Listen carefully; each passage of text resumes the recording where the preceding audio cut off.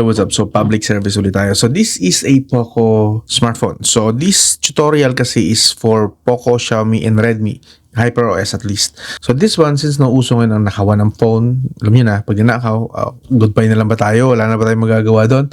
So, ito po yung mga extra steps na pwede mong gawin. Baka sakali is bumalik pa sa'yo yung phone mo or at least mabura mo man lang yung laman ng phone mo remotely. I-remote mo kasi ninakaw na. Tingin mo, hindi mo na talaga mababawi. Di factory reset mo lang at totally brick na yung phone. Hindi mo papakinabangan nung nagnakaw. Okay? So, ito po yun. So, these steps, this tutorial is not foolproof. Okay? So, possible pa rin na, alam mo na, maggawa ng paraan ng magdanakaw, like dalhin sa konsentidor ng mga technician, i-reprogram lang, kaya makakalusot. So, possible pa rin po mangyari yun. Pero itong tutorial na to, meron kang window, meron kang time para magawa ng paraan. Baka sakali lang naman, okay? Mabigyan ka lang ng konting pag-asa na baka sakali lang mabawi mo pa. Or at least, again, kahit ma-wipe out mo na lang yung laman kasi may sensitive ka doon na information, photos, videos maybe. We don't know. Kung ano yun. So, ito po yun. Okay? So, bago mangyari ang sakuna, kailangan mo muna mag-install. Okay? Maraming steps to ng konti. So, isa-isahin natin. Yung pinaka-importante muna sa lahat, una, dapat mag-install ka nitong Find Hub. Google Find Hub. Ito. This app, ito parang familiar ka yan. Sa Google Play Store po ito, Google's Find Hub. Okay? So, pag na-install nyo po yan, setup nyo na agad. I'm sure meron naman ng Gmail na nakalagin sa phone nyo. So, as soon as in-install nyo to, madidetect na agad yan ng phone mo. Pero alam nyo ba na ibang phone meron ng built-in na nito, naka-install na siya by default. But if not, yan, at least yan. Ang mangyari ito, makikita nyo.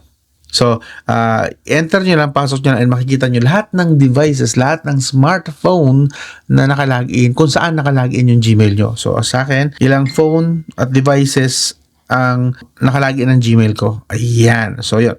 So, once na naka-install na yun at naka-setup, na-activate nyo na, punta na po kayo sa settings ng HyperOS nyo.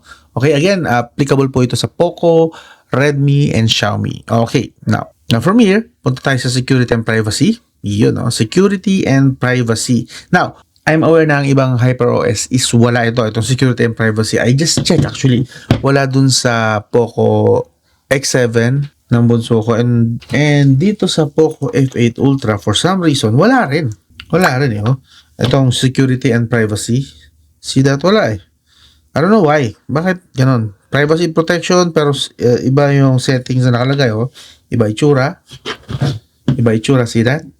So, I don't know why this is. Iba rin itsura nito. Iba rin itsura nito. So, pero mahanap nyo pa rin itong security and privacy na to.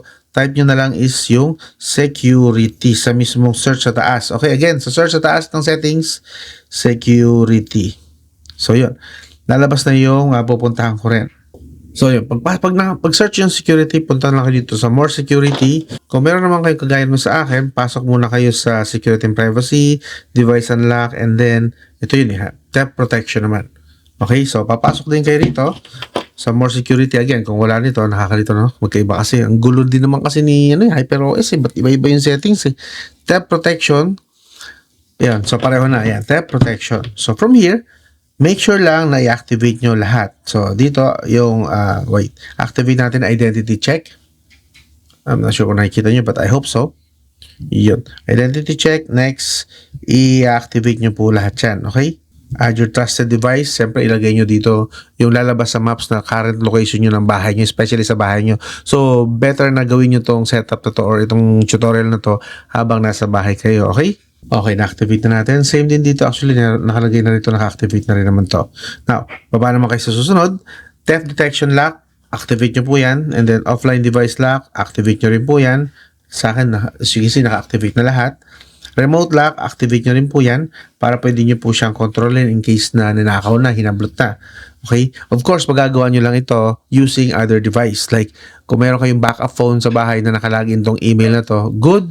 Or makilagin muna kayo sa smartphone ng nanay at tatay nyo o kaibigan or sa police station. Kung papayag sa police station na, makilagin kayo para magawa nyo tong remote lock na to. Okay? And to that note, gusto ko lang i-emphasize tong part na to na hindi po ito gagana kung hindi nyo tanda ang password ng Gmail na naka-login dun sa smartphone na ninakaw. So, always keep in mind na importante yung Gmail at yung password. Useless tong tutorial na to kung hindi nyo kaya tandaan yung sarili yung Gmail at sarili yung password. Understood? Okay, understood na siguro yan. Ito naman yung find erase your device is kapag ka gusto mo ng, ninakaw at wala ka ng pag-asa, tingin mo hindi mo na mababawi, at least gawin mo na lang ito. If a factory reset niya or i-delete niya lahat ng laman or i-break niya talaga yung phone ng smartphone ninakaw. Okay? See that? Or you can actually punta ka sa Find Hub. Asan yung Find Hub na yun? Wait. Find Hub and then, of course, pasok tayo. Here's what you can do kapag ka nasa Find Hub ka, no? Pasok ka. Okay? Pag pasok mo na, kunwari, ito yung device na nanakaw, click mo yan. Yan. Ito yung mga pwede mong gawin.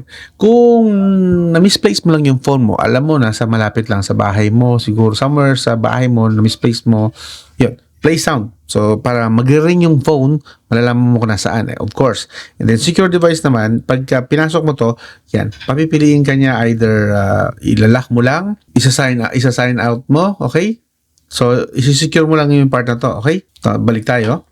And, kung gusto mo namang mahanap talaga, gusto mo makita yung mismong location, kiklik mo tong get direction, okay? Malalaman mo ngayon kung nasaan yung phone na yun, or tablet na yun, yung pinaka-location niya, okay? Kung papansin nyo, wala tong Google Maps na nakalagay, hindi lalabas. Kasi itong device na to actually is a tablet. Wala po siyang GPS. So that is why hindi yan gagana. Pero kung phone yon, syempre may GPS yun automatic. So, mas magiging ano to. Yan. So, gana dito na para makita nyo pala yan. Ito na lang. So, para makita ko yung sample. Google, sa smartphone tayo. Asan na yun? Find Hub. Oops. Kunwari, click natin itong Z Fold 3, you know. And then get direction. So, papakita niya kung saan exact location ng device ko. See that? So, yun yung get location. So, you can click direction para paano makarating doon sa lugar na yon. Click mo na to. Parang Google Maps lang. Kung marunong kayong gumamit ng Google Maps, ganoon ang gagawin yan. Okay? Or start. Para kung babiyahin na kayo. Mas maganda, gawin nyo po ito kasama police, otoridad ha. Barangay captain or anything. Preferably police para pagdating nyo doon, kung alam nyo namang ninakaw, di ba? Is yun, mahuhuli nyo sa akto talaga yung nagnakaw. Kung nasaan man siya at hawak-hawak nyo yung phone or nasa custody nyo yung phone. Okay? So, magagamit nyo tong device na to. Or, if not, balik kayo. Kung mapapansin nyo, may gear location dito sa gilid. Okay? Pag kinlik nyo po yan, factory reset. Pwede nyo na lang i-factory reset yung phone para hindi mapakinabangan nung nagnakaw. Kung tingin nyo, hindi nyo na talaga mababawi. Yes. Yan po yung option na yan. Alright? So, yun lang. Actually, nainis ako kasi meron pang dating feature dito sa mga HyperOS. Yung parang pagka nakalak ito at sinutdown is magre-require ng PIN. Pero for some reason, tinanggal ni Poco yung feature na yon.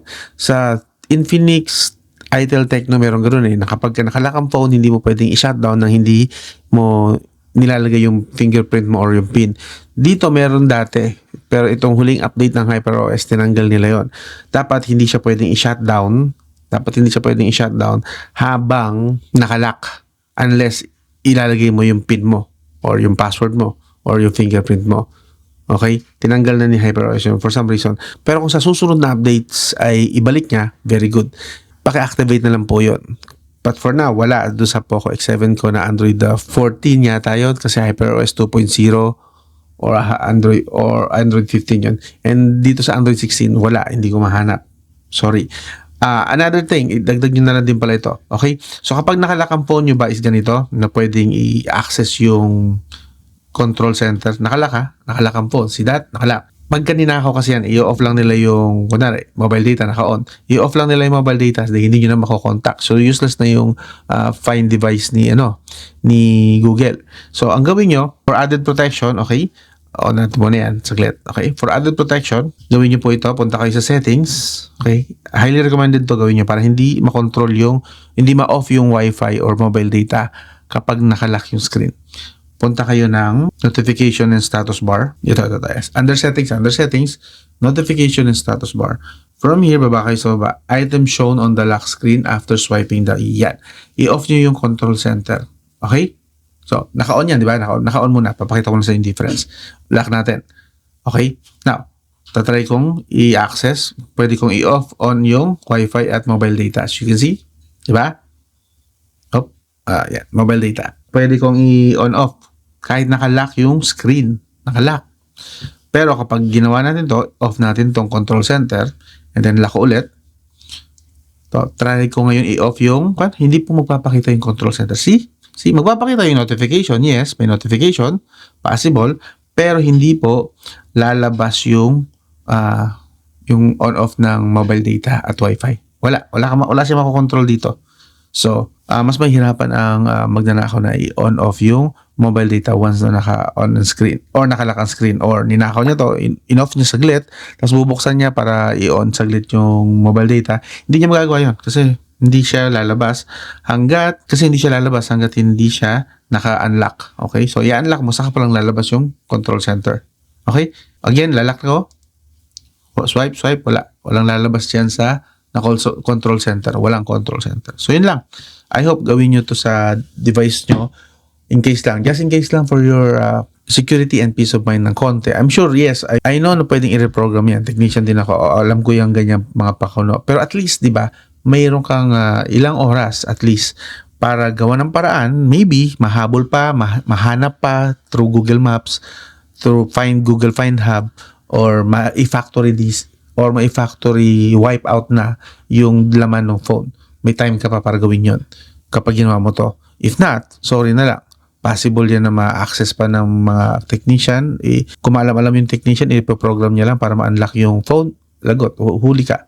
Kung meron ka mga sensitive information, data, pictures, videos, bank account, access niya lahat yon.